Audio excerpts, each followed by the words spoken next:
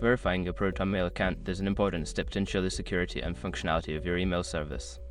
Follow these steps to complete the verification process. Step 1. Create your account. Visit the ProtonMail website and sign up for a new account by providing the necessary information, including your email address and password. Follow the prompts to create your account. Step 2. Check your email.